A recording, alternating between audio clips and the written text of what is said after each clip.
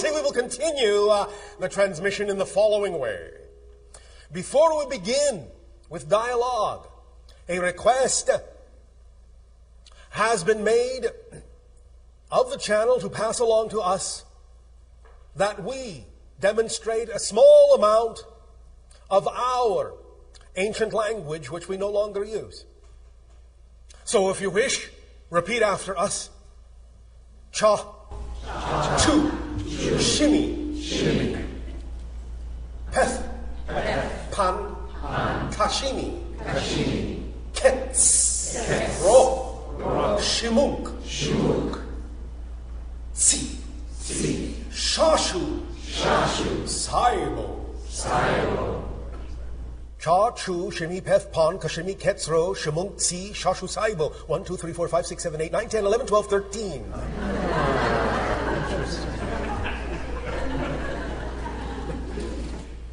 There is another being in my society, again, we do not have names, but who has chosen a symbolic representation of one of the words of our ancient language to represent himself by, who is known as Saibo 13, an extremely transformative individual. You also know that the number 13 symbolizes the idea, the vibration of transformation, which is what this is all about. This is what this exchange is all for. Another ancient phrase in our ancient language is Iliakar Demash Demashana. It is the recognition of the reflection of what you call the creation in each other. The creation in me recognizes or reflects the creation in you. Iliakar Demash Demashana. Ili is the symbol of the mirror, the reflection. There is another phrase we have shared with many of you from time to time. It is a simple phrase. It is simply the utterance Shiva. Shiva is our ancient way of, in a sense, and this is a paraphrase, saying, get out of my way. But what it basically means is, I am on my path. I am on my journey. I am completely in my passion. Stand aside, for I'm coming through. It is a statement of conviction. It is a statement of celebration of anyone who chooses to exercise a full conviction and full commitment to the idea of the vibrational path of passion that they are. Shiva to all of you. You may now proceed, if you wish, with the idea of sharing.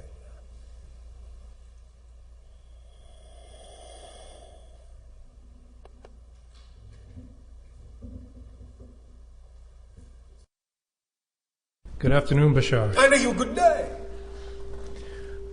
How coincidental that you'd start with your ancient language, because my question was related to that. How synchronous of you.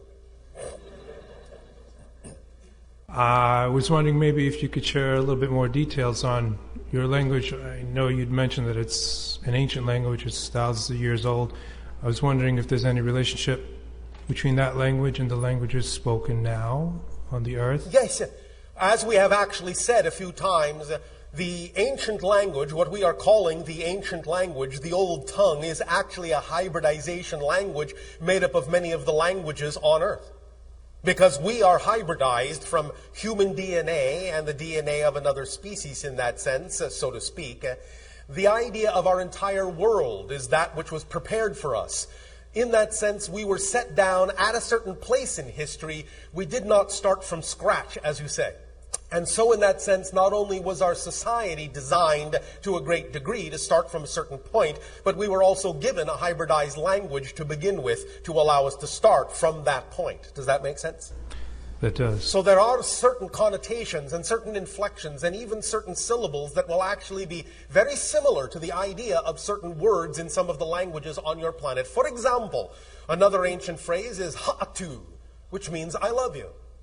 To literally being almost identical to the French word for the same idea. You understand? Yes. So there are definitely an admixture, an amalgamation of many different languages that created what we call our ancient tongue. Does that answer your question? It does. I have a related question. All right.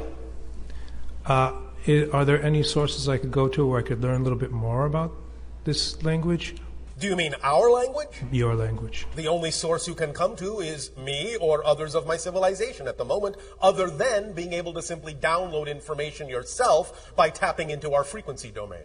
Right. Now, we are, as we said, also, in a sense, in process of downloading the whole idea of a book of our history, many different aspects of it, and in there will also be some discussion of the idea of our language to a greater extent than we are covering right now.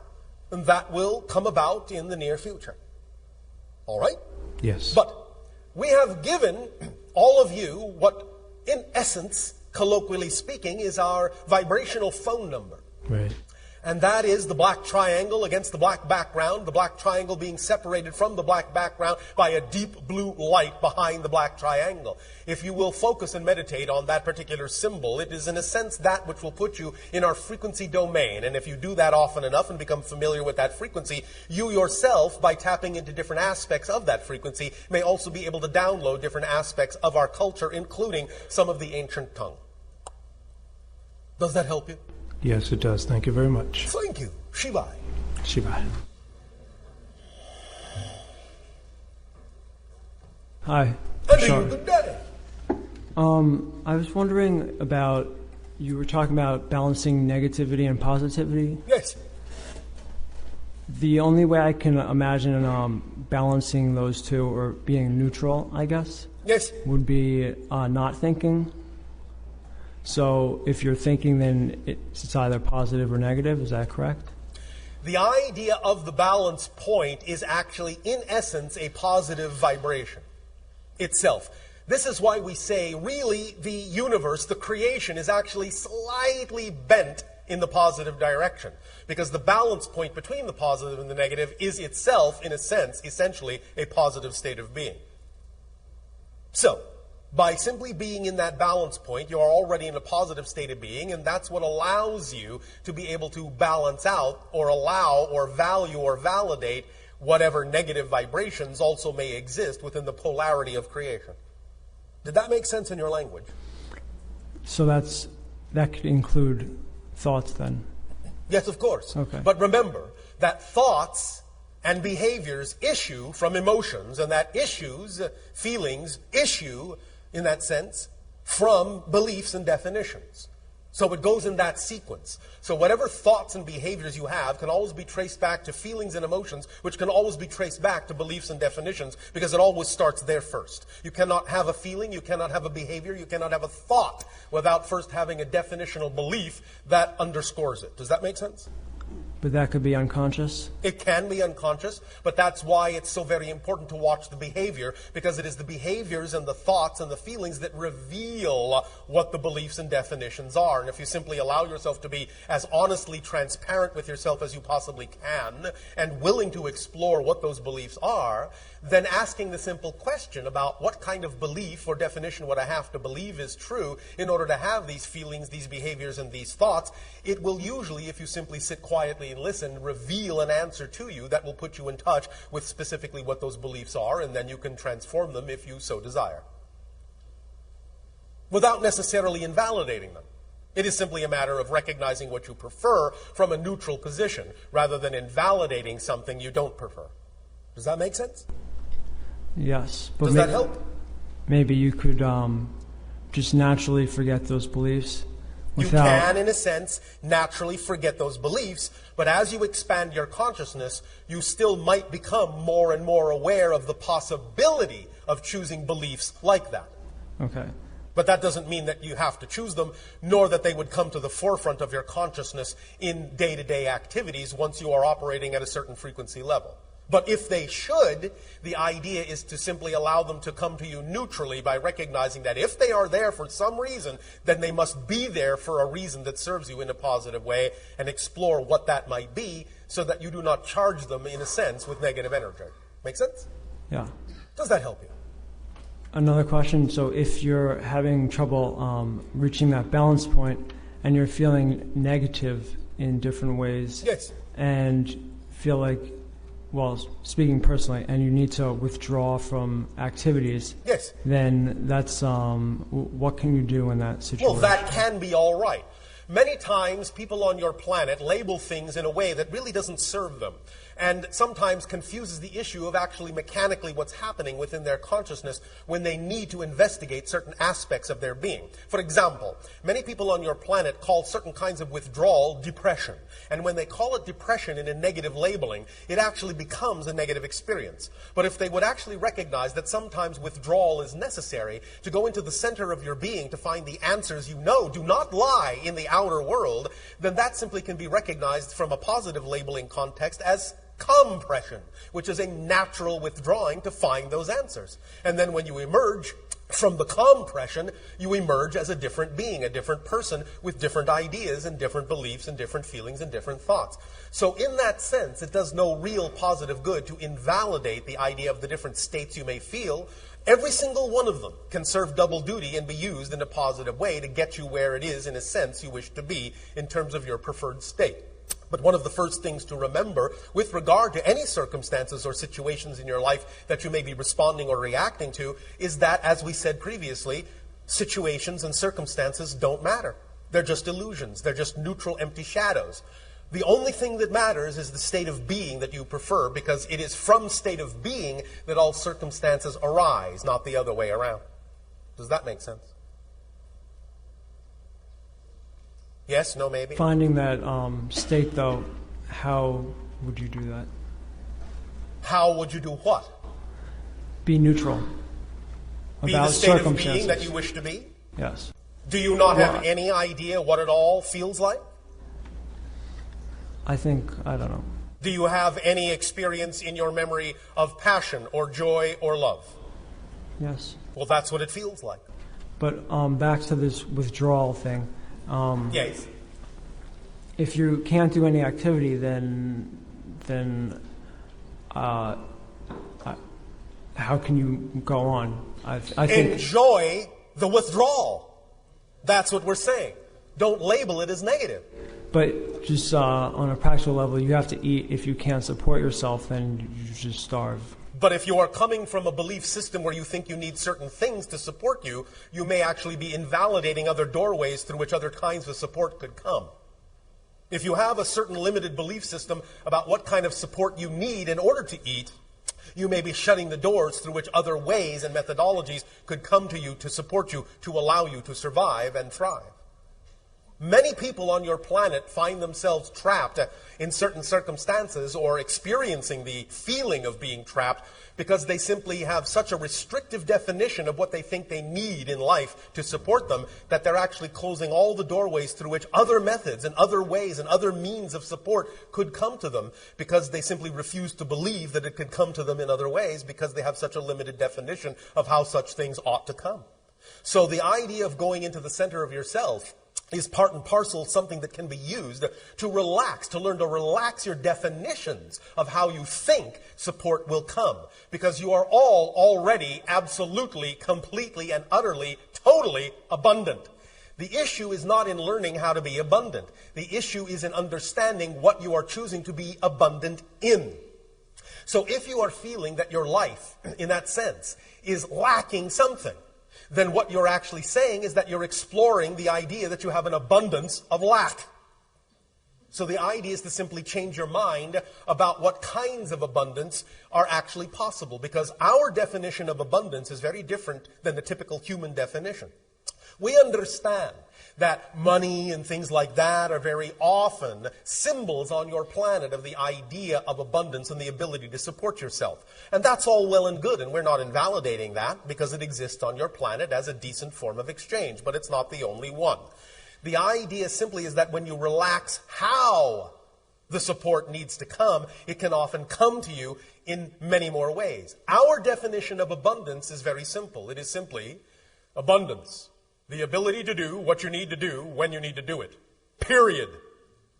The ability to do what you need to do when you need to do it. Period. Notice we have absolutely no conditions upon how that ought to happen. So, if, for example, an individual thinks that they need XYZ dollars in order to be able to do certain things in their life, they are in many ways possibly canceling the ability of someone to simply come along and give them something for free. Because they're insisting that the only way it will be, in a sense, accepted or recognized as a form of abundance is if, in some sense, it comes in that one monetary form. And in fact, they will not allow themselves to even be aware of the possibility or allow the synchronicity in their lives to come about, where someone can simply offer them exactly what they need at exactly the right time and the right place for free, which is another form of abundance.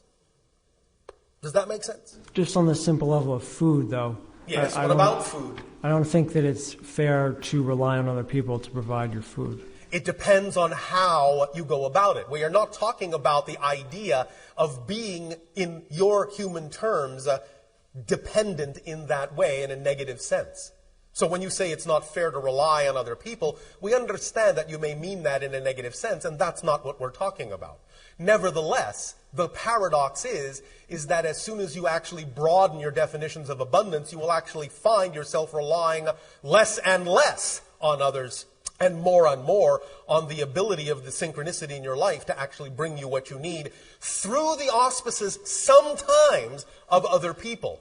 One of the key factors that you may need to understand is that it is actually a great gift to allow other people to give to you.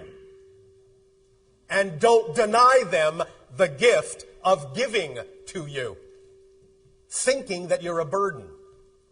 You understand? Yes. So just allow the people in your life that obviously are going to get something out of giving something to you. You don't have to assume that you will attract the people for whom giving something to you would be a burden. Otherwise, that's how you're defining your flow of income. That you only are a burden and will only attract people to whom you are a burden.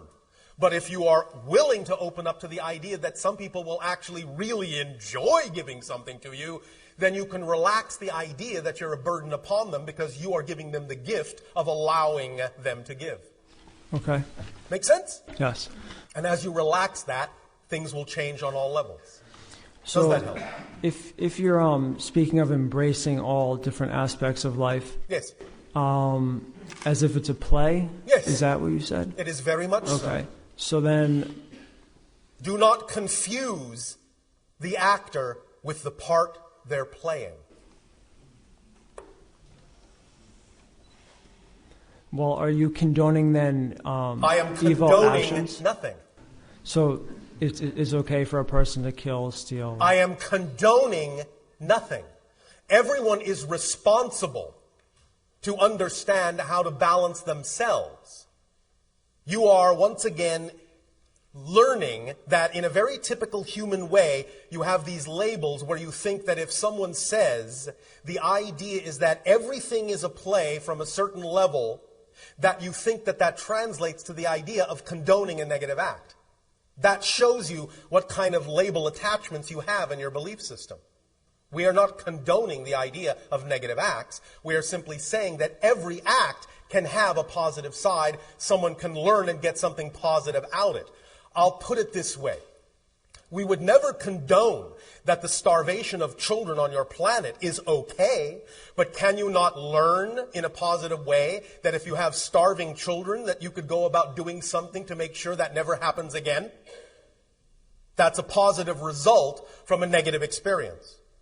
So we are not condoning the original idea, but we are saying that each and every one of you, first and foremost, can learn something positive from it and change the reality to what you prefer without invalidating the idea that that experience did exist. And secondly, understand this.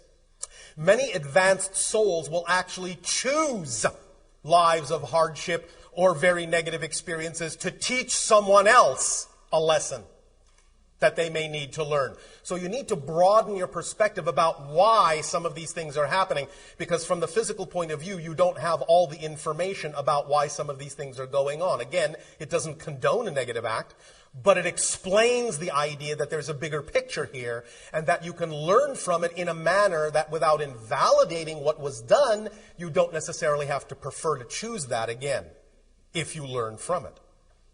Does that make sense? Yes. All right. Thank you. Can you also, last thing, can you speak about Vivekananda? Speak about? Vivekananda? What would you wish to know about that being? His purpose of coming. The purpose is to reflect the idea of divinity that exists within every one of you that we talked about during the holotope experience that we referred to as the divine spark. But do you think that possibly his messages were negative in any way? Take what works for you, leave what does not. Do you remember what we said about permission slips? Yes. It's all permission slips. Every being will deliver information in a manner where certain ideas and aspects of it will work for people and certain ideas and aspects will not. Because there are so many different belief systems on your planet, so many different points of view, so many unique perspectives, that beings simply have to deliver ideas and concepts in so many different ways to be able to hit the chord for different individuals. So not every individual will resonate or gravitate toward every other individual. You simply take what you need that works for you and leave behind what does not. It's as simple as that. It doesn't need to get any more complicated than that. Since you mentioned permission slips, last thing. You mean the last thing? If you're saying that all practices are just permission slips, then that implies that they're all equal, they're Yes. equally valid. Yes. How can you say, though, that there's no difference between meditation and just regular living? Again, I would say trusting. you are putting a label on what we said that is not what we said. We did not say there was no difference. We simply said, however, that they were different permission slips. Someone can go through life without in any way, shape, or form knowing anything about what you might typically call metaphysical knowledge, and they may be living their life in a far more spiritual way than someone who is loaded down with metaphysical lore. Okay. Thank you. Thank you.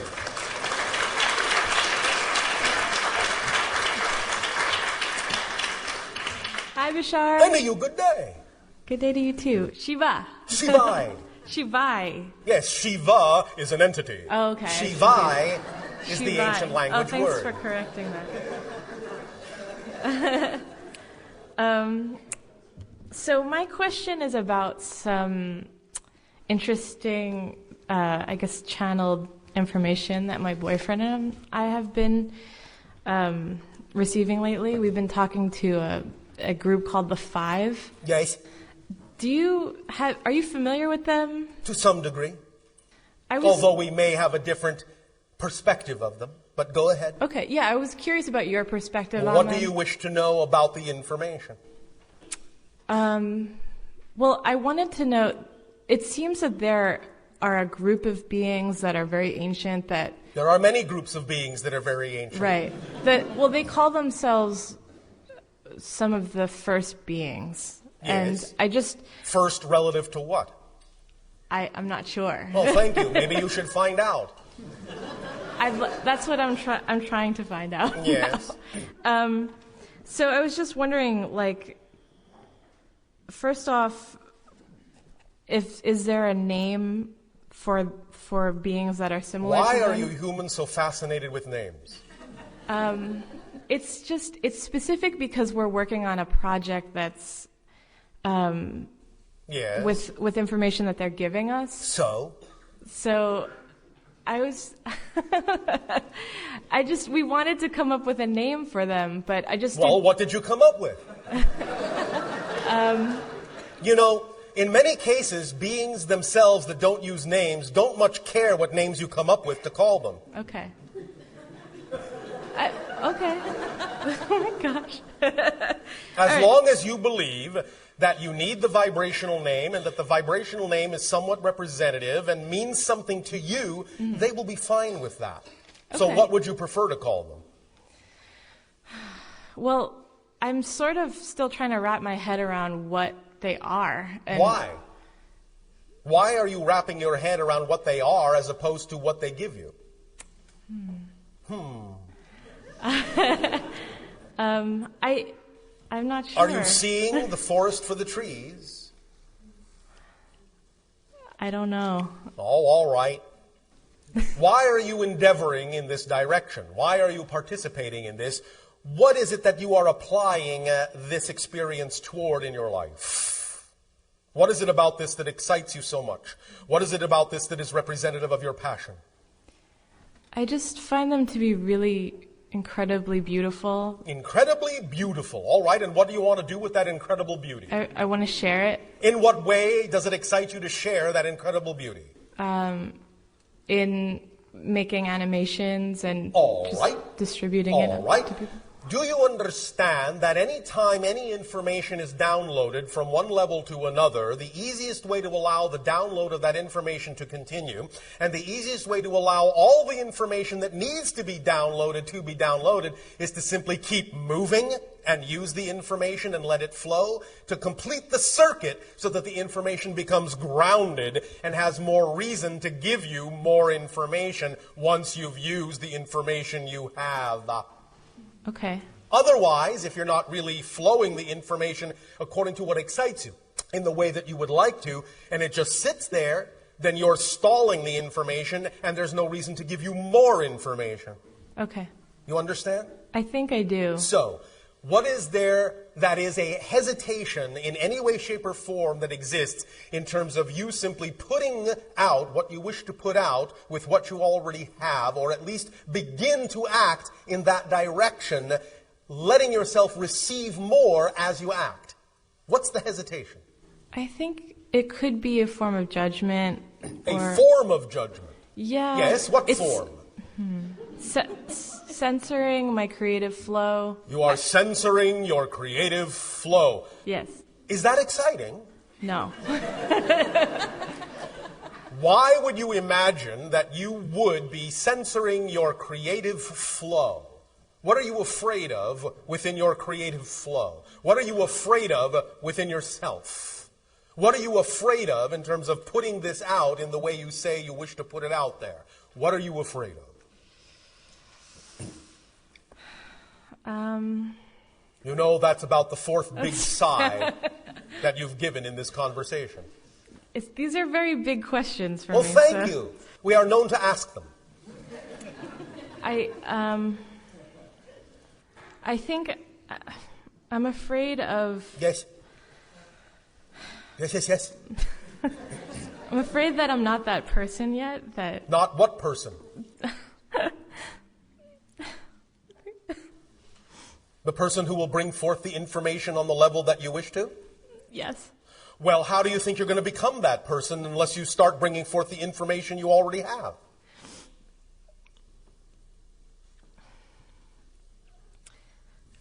Well? Is that a rhetorical question? No. You cannot become the person you're going to become until you're the person you already are. Right. You cannot use stepping stones that are 2 stepping stones ahead of the stepping stone you're on. If you invalidate the stepping stone you're on, you can't get to the next stepping stone.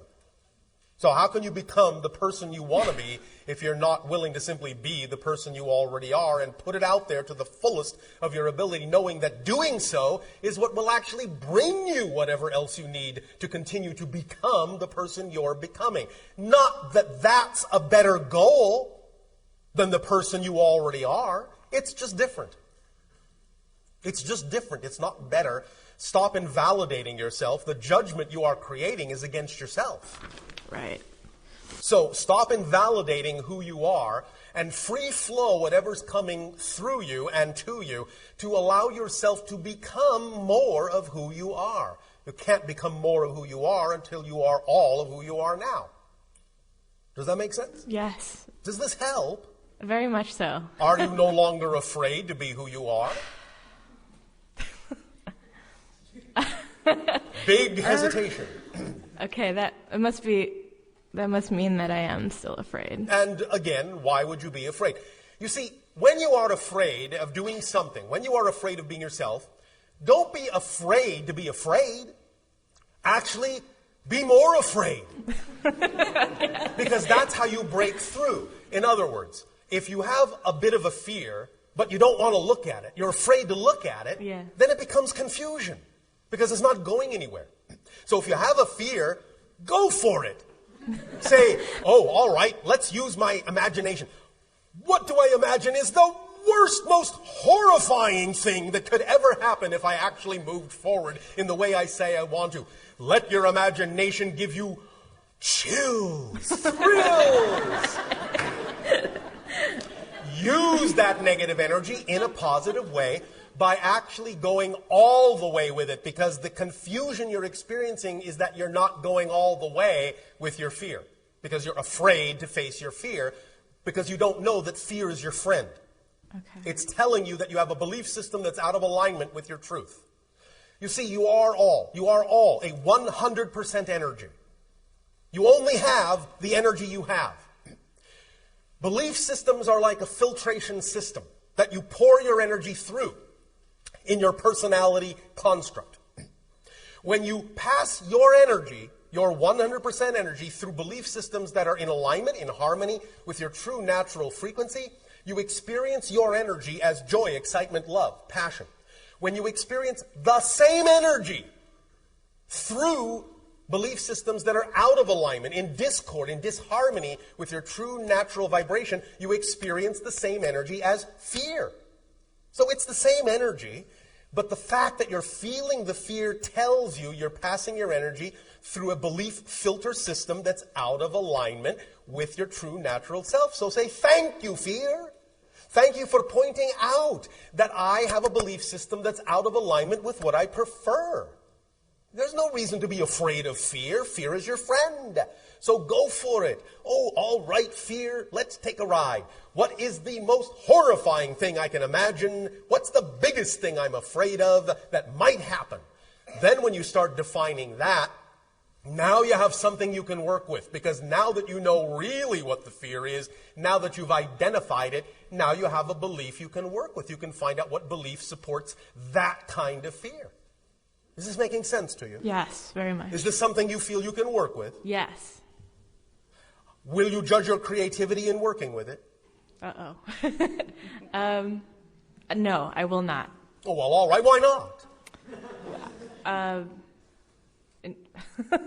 Well, you seem to enjoy judging your creativity in other areas. Why won't you judge your creativity in this particular area? Because I will not. Why not? I'm going to decide not to. Why? Because I'm going to be more allowing. And Why? Because I want to be free. Oh, thank you. Then you understand that in making that decision, you are free? Yes. How does that feel? Feels pretty good. Yes, it does. Would you like to continue to feel that way? Yes. Is there any reason why you can't? No. Well...